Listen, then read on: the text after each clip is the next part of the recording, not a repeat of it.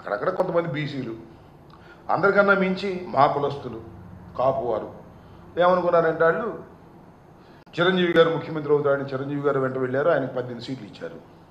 పవన్ కళ్యాణ్ గారు ఏమన్నా ముఖ్యమంత్రి అవుతాడేమని ఈయన ఎమ్మటి వచ్చారు. సరే ఉప ముఖ్యమంత్రి అయ్యాడు. పోనీలే అయితే అయ్యాళ్ళే, ఈసారికి అవుతాడు, ఈసారికి వెళ్తాడు అనుకున్నారు.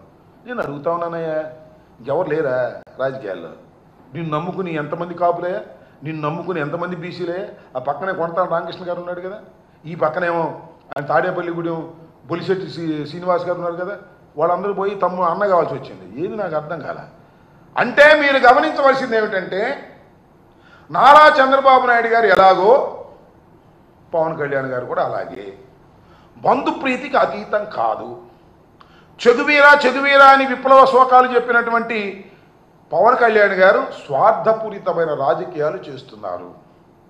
తన నమ్ముకున్నటువంటి కాపుల్ని కానీ బీసీలు కానీ పక్కన పెట్టి తన అన్నగారైనటువంటి పవన్ కళ్యాణ్ గారి అన్నగారైనటువంటి నాగేంద్రబాబు గారిని మంత్రివర్గంలోకి తెచ్చుకుంటున్నారు. ఇంతకన్నా స్వార్థం ఏం కావాలి చెప్పండి? ఇంతకన్నా ప్రజాసేవ ఏం కావాలి? చాలా గొప్ప ప్రజాసేవ కదా. అంతకన్నా నేను ఏం కామెంట్ చేయని చెప్పండి? మంచిదే.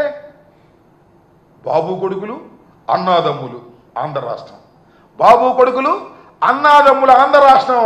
ఇక చూస్తాం కదా బ్రహ్మాండంగా. ఇంకా 4 సంవత్సరాలు ఉంది రాజకీయం. ఈ 4 సంవత్సరాలు చూద్దాం ఎంత రచ్చరచ్చ చేస్తారో. ఈ రాష్ట్రాన్ని హామీలు ఎగ్గొడతారు, హామీలు ఏం చెయ్యరు. బంధుప్రీతి, డబ్బులు సంపాదన రెండో పనే లేదు. అక్కడ లోకేష్ డబ్బులు లెక్కేసుకోవటం, ఇక్కడేమో మన నాదెళ్ల మనోహర్ డబ్బులు లెక్కేసుకోవటం. ఇది తప్ప రెండే పనే లేదు. వాళ్ళ బంధువులు వీళ్ళ బంధువులు తీసుకుని రాజకీయాల్ని రచ్చ చేసే కార్యక్రమం చేస్తున్నటువంటి దుర్మార్గమైన రాజకీయాల్ని ఆంధ్ర రాష్ట్ర ప్రజలు ఇంకా 4 సంవత్సరాలు భరించవలసినటువంటి అనివార్యమైన పరిస్థితి ఉందని నేను భావిస్తున్నాను. సారీ, ఏదన్నా జమినీ ఎన్నికలు వస్తే నేను చెప్పలేను.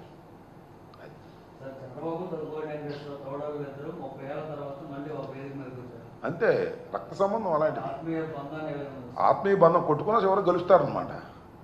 నాకు బాగా గుర్తండి, ఆయన ఒక పుస్తకం రాశాడు, నాకు కూడా పంపించాడు. దగ్గుపాటి వెంకటేశ్వరరావు గారు పనిమాన నాకు పంపించాడు. రాంబాబు గారు